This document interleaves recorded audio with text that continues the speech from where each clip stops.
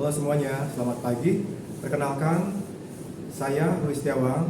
Saya adalah mahasiswa PPG Daljab tahun 2023, angkatan ketiga, dengan LPTK Universitas Negeri Jakarta, dengan nomor mahasiswa 2010 2300 046. Pada pagi hari ini, saya akan melaksanakan kegiatan uji kinerja praktik pembelajaran dengan materi penyebaran jalur rempah Nusantara dengan model problem based learning.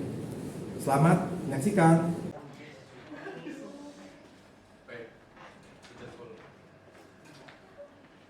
Oke, baik.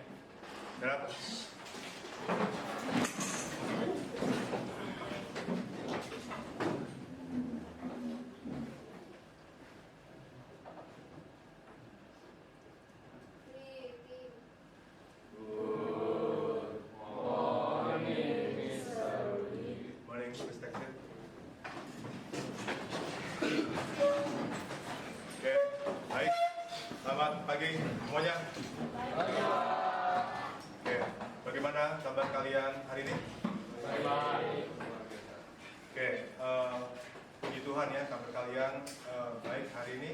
Kita masih diberikan kesehatan oleh Tuhan pada hari ini. Nah, hari ini adakah teman kalian yang tidak hadir? Siapa?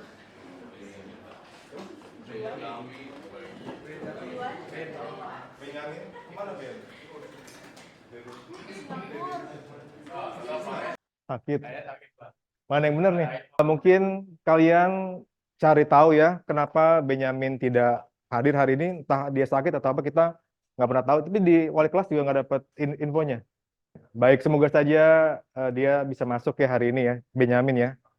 Nah, sekarang sebelum kita mulai kegiatan kita pada hari ini, Bapak minta tolong rapikan sekitar kalian dulu. Yuk, silakan dirapikan sekitar kalian. Tanis, tas tolong rapikan. Galih, bisa tolong agak majuan? Ya, baik, sudahkah rapi sekitar kalian? Oke, baik. Sekarang Bawa minta tolong rapikan pakaian kalian. Christian mungkin? Dikancing, sudah? Bisa? Oke, rambutnya mungkin yang belum dikucir, yang perempuan. Sudah semuanya? Sudah? Oke, baik. Sekarang pertanyaan buat kalian. Bagaimana sih perasaan kalian hari ini? Ngantuk, Pak. Malas?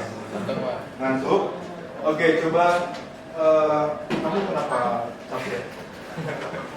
Soalnya udah libur beberapa hari ini, terus tiba-tiba masuk sekolah. Kayak males, Pak. Capek. Oke, baik. Terima kasih. Kalau Jonathan, Nggak tahu, Pak. Padahal saya tidur jam 10, Pak. bagaimana, Pak? Saya tidur jam 10, Pak. Harusnya cukup sih. Hmm. Tapi saya masih ngantuk dari Pak. Masih ngantuk? Oke, baik. Yang lainnya mungkin Indra? Saya baik sekali hari ini, Pak. Baik sekali. Kenapa baik sekali? Karena saya semangat menjalani sekolah. Itu aja dongeng, kan? Oke, baik. Kalau Nadir gimana?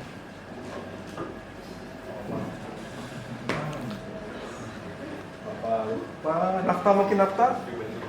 Ngantuk, Pak. Ngantuk? Kenapa ngantuk? Semalam saya ketiduran, terus jam setengah 1 malam saya bangun. Hmm, Saya bangun sampai jam setengah 2 baru tiduran. mengerjakan tugas atau? Oke, baik. Terima kasih untuk pendapat kalian. Apapun yang kalian rasakan pada hari ini, syukurilah apa yang kalian rasakan itu semua. Karena tidak semua orang bisa seperti kalian. Banyak orang di luar sana yang ingin sekolah, tapi tidak seberuntung kalian. Jadi yang pertama, syukuri apa yang sudah kalian dapatkan pada hari ini. Yang kedua, tetaplah semangat. Kenapa? Orang tua kalian sudah bekerja keras buat biayain kalian sekolah. Pertanyaannya, apakah kalian akan mengecewakan mereka? Tidak. Terus apa yang akan kalian berikan kepada mereka? yang terbaik. Kalian harus memberikan yang terbaik buat orang tua kalian, buat mereka bangga. Jangan sampai berikan air mata buat mereka ya. Tidak ya. Bisa ya. Jadi yang pertama, tetap bersyukur. Yang kedua, tetaplah semangat apapun kondisi yang kalian jalani hari ini. Oke? Tepuk tangan buat ke semua. Di pertemuan sebelumnya, kita sudah belajar mengenai kehidupan masyarakat Praksara ya. Masih ingat, kita sudah belajar mengenai dari zaman Paleo ya, sampai dengan zaman Perundagian ya, zaman logam ya, zaman perunggu. Nah, di pertemuan sebelumnya juga, kita juga sudah belajar mengenai bagaimana apa saja hasil kebudayaan yang sudah mereka ciptakan dari zaman Paleo sampai dengan Perundagian ya, apa saja hasil kebudayaannya.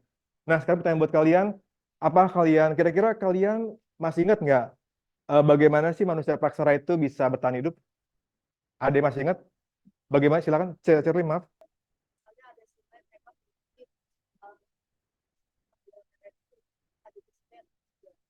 Mereka hidupnya itu secara berkelompok, serta di masa Neolitikum itu mulai ada pembagian tugas antara cewek sama cowok. Oke, baik. Tepuk tangan dong buat Cherly dong. Cherly bilang katanya mereka hidupnya berkelompok, tinggal di sepanjang aliran sungai. Yang lainnya, ada yang masih ingat kira-kira? Coba kalau Tanius mungkin? Selain tinggal di sepanjang aliran sungai, kira-kira bagaimana mereka bisa bertahan hidup pada masa itu? Berbeda tempat tinggal. Berpindah tempat tinggal. Oke, baik. Terima kasih. Kalau Indra mungkin? Jadi mereka hidup berkelompok, Pak. Berkelompok. Lalu bagaimana mereka bisa memenuhi kebutuhan kehidupannya? Mereka bisa pada zaman Neolitikum itu mereka udah bercocok tanam, Pak. Tanam? Food production, iya. Oke, baik. Kalau menurut pendapat Seiko gimana? Mencari makanan. Iya. Bagaimana cara mereka bisa bertahan hidup pada masa itu? Mereka kayak kan food gathering kan yang awal-awal, jadi mereka nyari makanan yang gitu ramean. Jadi bisa sendiri sendiri ya. Terus kita Oke, baik. Terima kasih untuk Seiko. Nah, iya, terima kasih untuk pendapat kalian semua.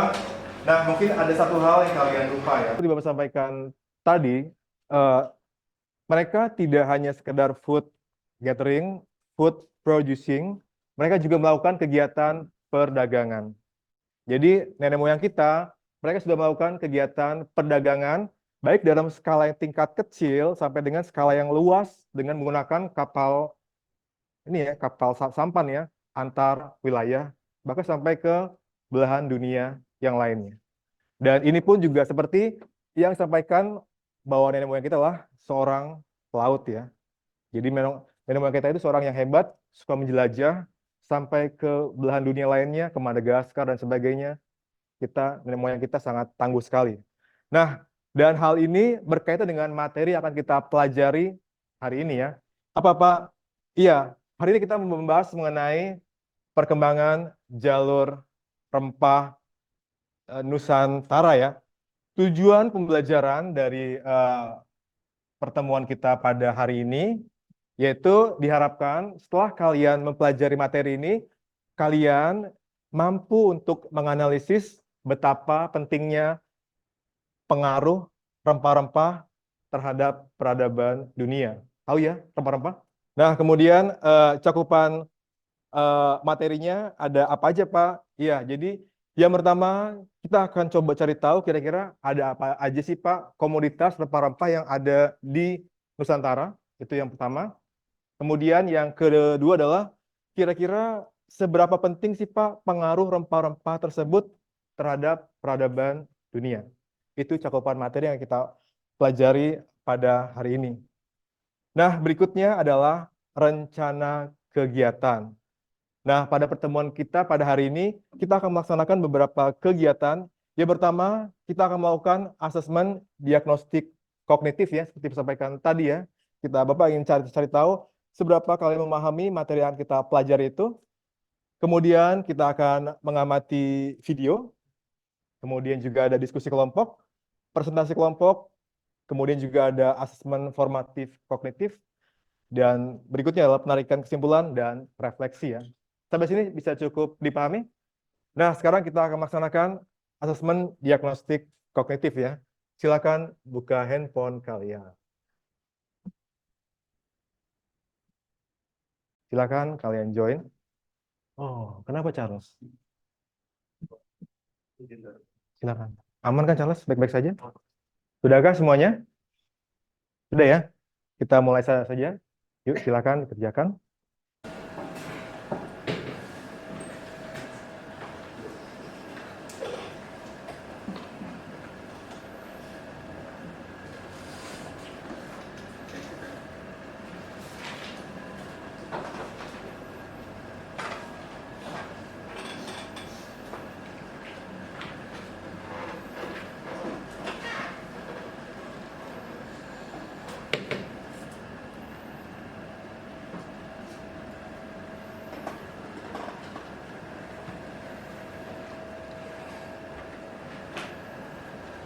Oke, Tinuviel cukup baik. Indra cukup. Vevel, oke, Vevel juga cukup baik ya. Dari hasil asesmen diagnostik kognitif ini, Bapak bisa melihat bahwa ternyata tidak semuanya kalian memahami materi yang akan kita pelajari ini ya. Ini juga jadi masukan buat Bapak berikutnya. Nah, kita lanjutkan saja materi kita. Nah, sekarang pertanyaan buat kalian. Kalian tahu ini apa? Rendang. Oke. Siapa yang suka makan rendang di sini? Juan, kenapa Juan suka makan rendang? Ya enak aja sih Pak. Enak. Enak Pak. Enaknya gimana? Saya suka pedas sih Pak. Suka pedas? Iya. Rendang itu kan pedas-pedas gitu Pak. Oke, baik. Yang lainnya, siapa lagi suka dengan makan rendang? Silakan. Yang lainnya?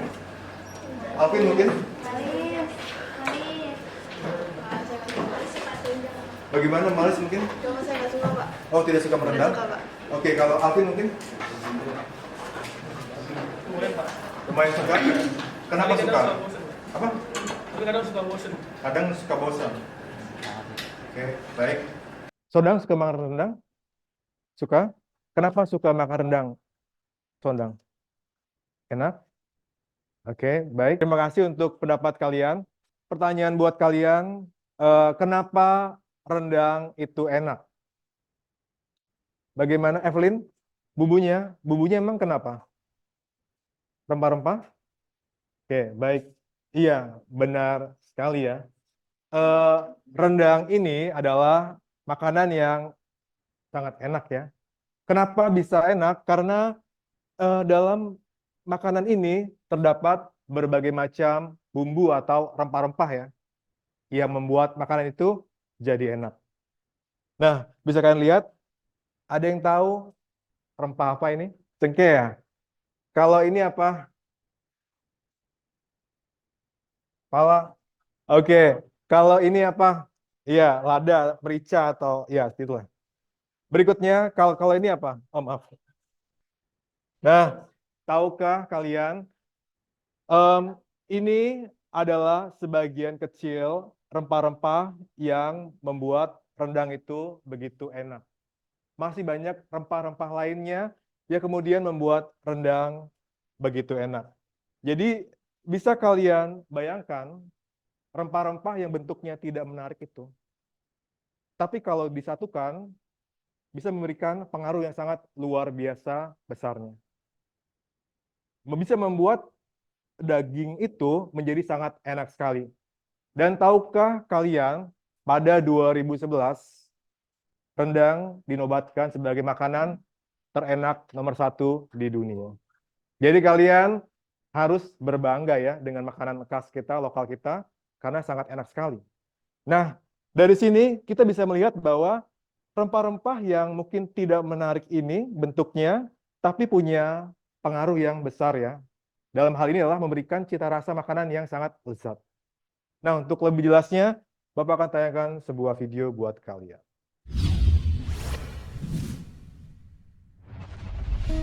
Yo guys, balik lagi di channel sejarah kesayangan kalian nih. Kali ini kita bahas mengenai rempah-rempah yang merupakan target utama pelayaran bangsa Eropa ke Nusantara. Sejak dulu kala bangsa kita terkenal akan kekayaan alamnya, terkhusus kekayaan rempah-rempah yang kita punya. Walaupun akhirnya kita menderita penjajahan gara-gara rempah ya. Dari video tadi. Kalau sangat gimana? Ya, untuk Eropa lebih mencari bahan-bahan yang dapat mengamankan makanan yang saat musim dingin dan menentukan budaya Nusantara. Oke, baik. Kalau Steven? Apa yang kamu dapat dari video tadi? Nah, sekarang silakan masuk kelompoknya.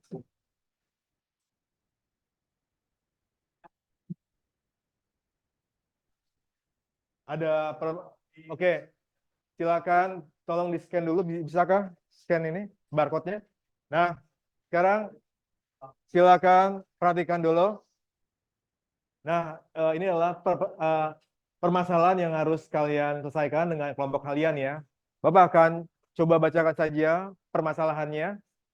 Nah, sejak awal kemunculannya di muka bumi, manusia adalah makhluk sosial.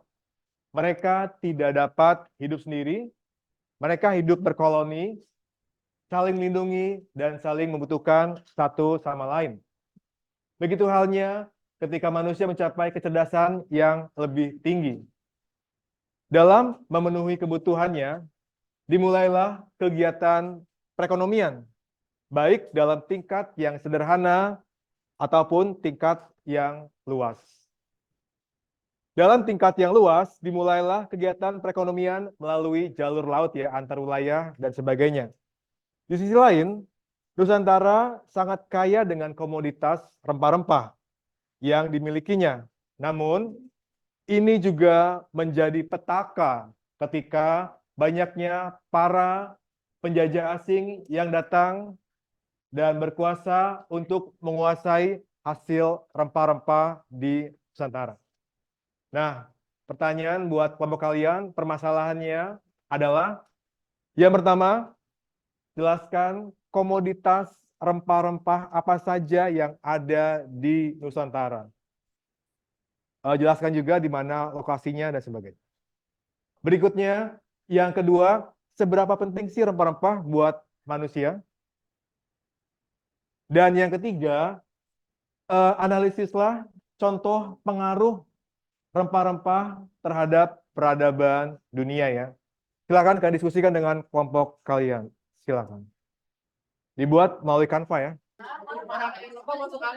Apa?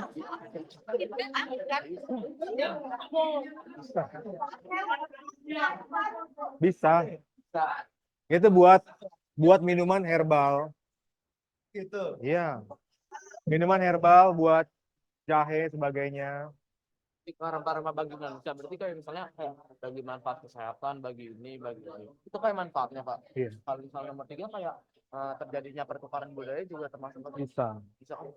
Kamu bisa pakai pakaian ini kan juga gara-gara rempah-rempah. Iya kan? Rempah-rempah kan dibawa oleh orang barat. Ke sini Iya. pengaruh budaya dalam. Yang nomor 3 itu pengaruh rempah-rempah terhadap peradaban dunia. Jadi tuh maksudnya sama kayak nomor 2 kan Pak? Jadi seberapa penting gitu kan? Ya, kan? Beda. Beda kalau misalnya pengaruh kalau pengaruh tuh kayak Pengaruhnya jadi perdagangan efek samping. global. Efek samping. Iya kayak efek samping, kayak efek samping lu makan Misalkan makanan gini, Dampaknya dong Pak, iya enggak? bisa juga. Ah, Misalkan gini. Dengan rempah-rempah, kita bisa mengenal budaya barat. Kan rempah-rempah kan dibawa oleh pedagang barat kan. Bisa mengenal pizza. Bisa mengenal klaper tart. Macam-macam loh. Pendidikan barat juga. Sekarang kita akan mulai sesi kelompoknya ya. Silakan kelompoknya Charlie. Selamat pagi teman-teman. Kepada yang terhormat Pak Ruli sebagai guru pemampu kami dalam pelajaran sejarah, di sini kami ingin mempresentasikan hasil diskusi kelompok kami mengenai hasil rempah-rempah yang ada di Nusantara. Sebelum itu, mari kita memperkenalkan diri. Perkenalkan, nama saya Naftali, absen 21. Saya Charlie Farsi. Saya Charlie dari absen 5. Saya Vivian dari absen 32. Saya Cecil dari absen 3. Saya Benjamin dari absen 2. Baik, kita mulai aja ke slide yang pertama, yaitu pertanyaan yang pertama. Kumpulan pertanyaan. Sebelum itu kita akan membahas tentang kumpulan pertanyaan. Di sini Pak Ruli telah memberikan 3 pertanyaan ke setiap kelompok dan kelompok kami mengambil 3. Yang pertama kan pertanyaan nomor 1, jelaskanlah komoditas rempah-rempah apa saja yang terdapat di Indonesia. Yang kedua, seberapa pentingkah rempah-rempah bagi manusia? Dan yang ketiga adalah analisislah contoh pengaruh rempah-rempah lainnya terhadap peradaban dunia. Selanjutnya saya serahkan kepada Cecil. Oke, jadi jawaban yang pertanyaan pertama itu komoditas rempah di Indonesia itu pertama itu ada pala dari Banda Maluku, yang kedua itu ada lada dari Kalimantan Timur, yang ketiga itu ada kayu manis dari Jawa Tengah, yang keempat itu ada cengkeh dari Maluku Utara dan Kepulauan Maluku. Yang kelima itu dari itu jahe Kepulauan Jawa, dan keenam itu lengkuas dari Pulau Jawa atau Sulawesi.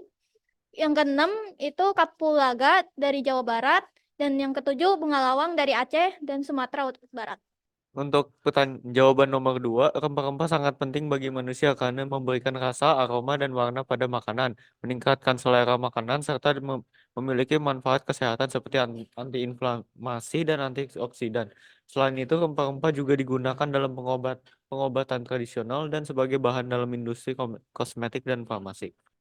Jawaban nomor 3 itu 1, variasi rasa dan aroma. Rempah-rempah menambahkan kompleksitas dan variasi rasa serta aroma pada hidangan, menciptakan pengalaman kuliner yang unik. 2, identitas kuliner. Rempah-rempah seringkali menjadi ciri khas dalam masakan suatu daerah atau negara, membentuk identitas kuliner yang kuat. Kreativitas kuliner. Ketersediaan rempah-rempah merangsang kreativitas koki, memungkinkan mereka untuk menggabungkan berbagai bahan dengan cara yang inovatif. Adaptasi budaya. Melalui perdagangan dan kolonialisme, rempah-rempah diadopsi dan diintegrasikan dalam masakan berbagai budaya, menciptakan hidangan-hidangan baru yang menggabungkan unsur lokal dan global. 5, keberlanjutan rasa tradisional. Rempah-rempah membantu dalam mempertahankan rasa dan tradisi kuliner tertentu, bahkan ketika diadaptasi ke dalam hidangan modern. Oke, selanjutnya adalah pembentukan menu internasional. Nah, rempah-rempah ini memainkan peran utama juga dalam pembentukan menu internasional. Nah, rempah-rempah itu pada saat masyarakat luar mengambil rempah-rempah ke Indonesia, itu bisa memberikan variasi rasa pada hidangan-hidangan global. Kan itu nanti rempah-rempahnya kan sama masyarakat luar diambil. Nah, nanti dialkulturasi dan itu rempah-rempah bisa menjadikan tambahan rasa bagi makanan yang ada di luar negeri. Selanjutnya adalah pengalaman kuliner wisatawan. Kan ada banyak nih di Indonesia kuliner-kuliner dari luar negeri yang datang ke Indonesia buat makanan kuliner Indonesia. Nah, mereka tuh kadang ada yang kaget, kok rasanya kayak gini sih, kok rasanya kayak gini. Mungkin itu karena mereka belum terbiasa kali ya, karena kan di luar negeri kadang ada rempah-rempah yang jarang. Mungkin beberapa yang dari restoran-restoran itu ada yang jual, tapi nggak semuanya. Walaupun ada, tapi rasanya tuh nggak sepekat yang ada di Indonesia. Oke, selanjutnya adalah pengaruh fast food dan industri kuliner. Dan peningkatan kesehatan, lalu yang ke-10 adalah daya tarik kuliner internasional. Nah, setelah kalian mengetahui tentang sejarah rempah-rempah, pasti sangat menarik kan setelah kita mengetahui hal tersebut secara bersama-sama. Nah, perlu kita ketahui bahwa adanya rempah-rempah dan juga adanya perdagangan rempah-rempah di Indonesia serta di dunia ini telah membukakan jalur perdagangan. Bahkan ditemukannya jalur perdagangan sutra ketika zaman dahulu, ketika masa kolonial. Nah, perlu kita ketahui bahwa rempah-rempah ini yang dapat membuat manusia itu malah berebutan.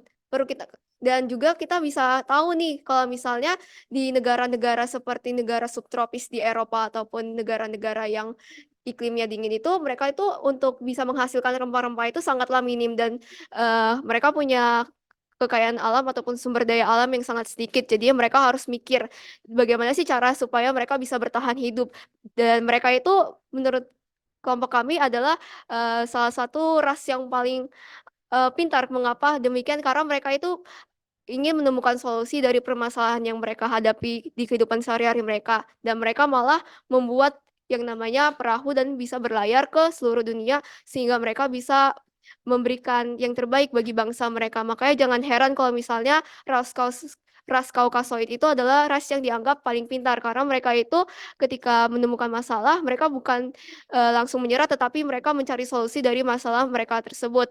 Dan inilah yang membuka jalur perdagangan di dunia dan juga akulturasi yang terjadi di dunia sampai sekarang ini sampai ke zaman teknologi modern seperti ini. Nah, dari presentasi yang telah kami lakukan, apakah ada yang ingin bertanya? Oke, adakah pengaruh lain dari rempah-rempah dalam skala global selain ini? Baik, terima kasih. Pertanyaan kami tampung dahulu ya, Pak. Oke, akan kami diskusikan. Baik, terima kasih atas pertanyaan yang telah diberikan oleh Pak Ruli kepada kelompok kami. Jadi pertanyaan Pak Ruli itu adalah apakah ada pengaruh lain terhadap secara yang lebih meluas ataupun secara internasional mengenai selain daripada kreativitas kuliner ini. Tentu saja ada, dengan adanya rempah-rempah itu membuat perekonomian dunia itu menjadi lebih berjalan. Mengapa bisa demikian? Karena ketika adanya penyebaran rempah-rempah, pencarian rempah-rempah, serta mereka ini ingin memperdagangkannya kepada bangsa-bangsa mereka, mereka itu bakal bikin nih, ada beberapa orang yang disuruh buat ke Indonesia ataupun ke Asia, lalu mereka kembali lagi ke negara Eropa ataupun negara-negara yang membutuhkan rempah-rempah, serta nanti akan terbukanya lapangan pekerjaan, yaitu berupa kayak misalnya pedagang rempah-rempah. Lalu untuk perekonomian ini sendiri, misalnya yang pernah kami kunjungi, yaitu salah satu museum di Jakarta, yaitu Museum Seni Rupa dan Keramik. Itu kami oleh pemandu wisatanya dijelaskan bahwa ketika zaman dahulu, kembali kepada zaman sebelum kolonialisme itu, ketika orang Cina ingin ke Indonesia, mereka menginginkan rempah-rempah yang ada di Indonesia dan mereka itu menukarkan rempah-rempah mereka 1 kilogram rempah-rempah Indonesia ditukarkan dengan 1 kilogram keramik Cina. Dan itu pun ada buktinya di museum di Jakarta, serta itu diambil dari Laut Jawa, ya, dari keramik-keramik yang telah tenggelam ke dalam dasar Laut Jawa, lalu diambil kembali, lalu disimpan di dalam museum tersebut dan dijelaskan kepada para wisatawan. Jadi sangat membantu sekali ya, terbantu sekali ekonomi global berkat oleh rempah-rempah ini. Baik, selanjutnya. Oke, selain yang dikatakan Charlie tentang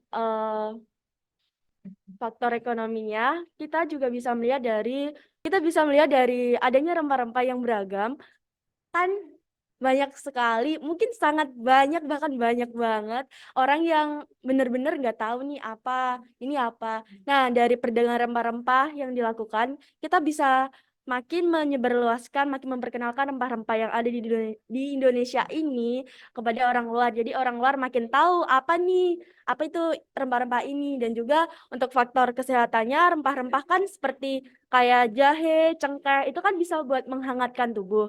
Nah, itu bisa sangat berguna untuk orang-orang yang sedang musim dingin ataupun sedang sakit, itu untuk memperkuat imun tubuh dan juga menyehatkan tubuh. Serta rempah-rempah ini karena memiliki pengaruh kesehatan kepada tubuh manusia, biasanya ini sangat diperlukan ketika lagi perang, Mas. Misalnya kan ada perang Paris, ya, perang Prancis oleh Napoleon Bonaparte ketika menyerang Inggris dan sebagainya. Nah, itu mereka tuh butuh banget yang namanya kekuatan ataupun power lebih, dan mereka menggunakan salah satunya itu kayak rempah-rempah. Misalnya di Inggris aja ada root beer yang terbuat dari rempah-rempah. Sekian presentasi dari kami. Terima kasih. Ya, cukup baik sekali ya dari penampilan teman kalian. Tadi teman kalian juga sudah berhasil menganalisa bagaimana pengaruh rempah-rempah terhadap peradaban dunia. Kemudian ada apa saja komoditas rempah yang ada di Nusantara dan seberapa pentingkah rempah-rempah. Nah, sekarang untuk kalian, silakan dibuka kembali handphonenya. Silakan kalian join kembali. Kita mulai saja ya. Oke, Tanius. Oke, cukup baik.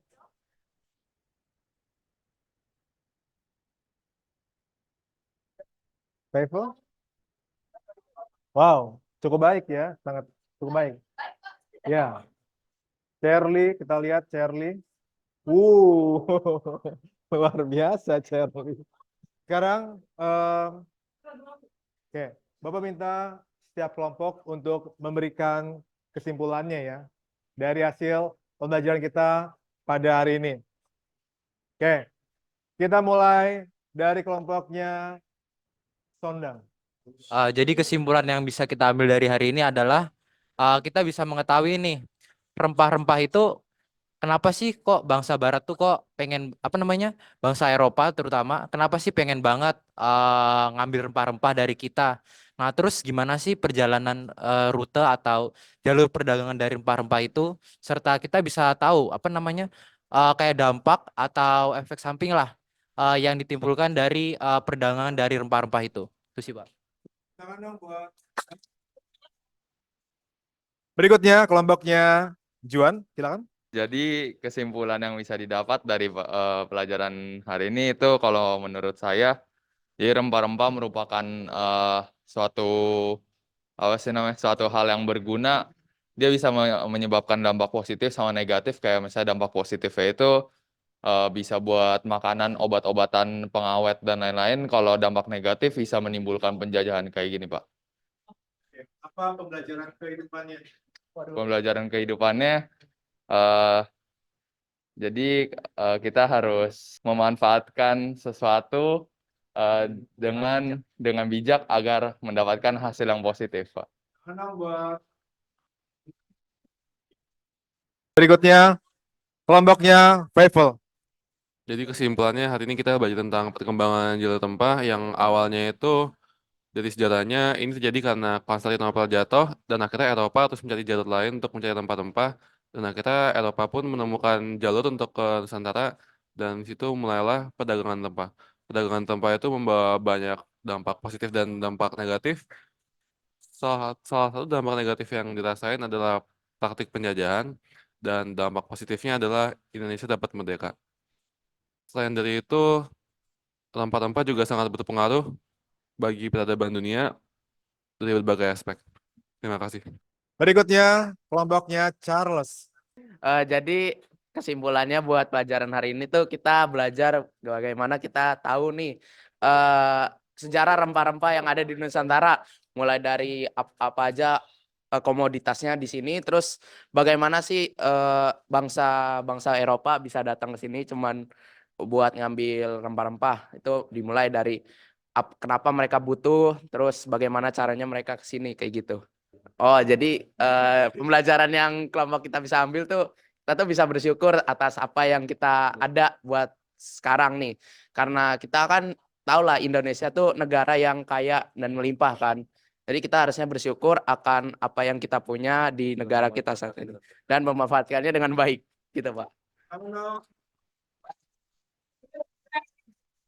Dari pembelajaran kita pada hari ini, kita bisa banyak belajar banyak hal ya. Yang pertama, bahwa kita semua jangan pernah menganggap remeh. Hal terkecil apapun bisa memberikan dampak besar buat hidup kalian. Jangan pernah menganggap remeh hal apapun itu juga, terlepas hal itu tidak menarik ataupun dan sebagainya, jangan pernah menganggap remeh. Kemudian yang kedua, pembelajaran kita bisa ambil dari materi ini, yaitu bahwa perdagangan memberikan pengaruh besar bagi kehidupan masyarakat, dan kemudian adanya akulturasi pengaruh baik budaya, politik, dan sebagainya. Oleh karena itu, kita juga harus bisa untuk menyesuaikan diri terhadap adanya akulturasi budaya ya. Tapi tetap ingat, kita tidak boleh kehilangan budaya asli kita.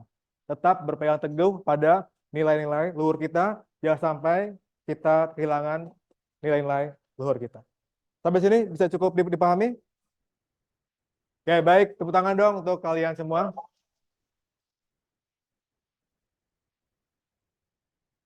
Nah, untuk agenda kita berikutnya, kita akan membahas mengenai kegiatan Kerajaan Hindu-Buddha ya. Hindu-Buddha ya. Itu untuk materi berikutnya. Oke, baik. Step.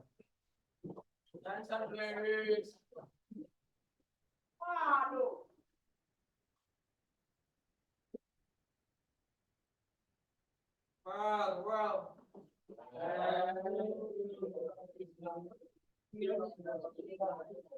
Terima kasih, sampai jumpa semuanya.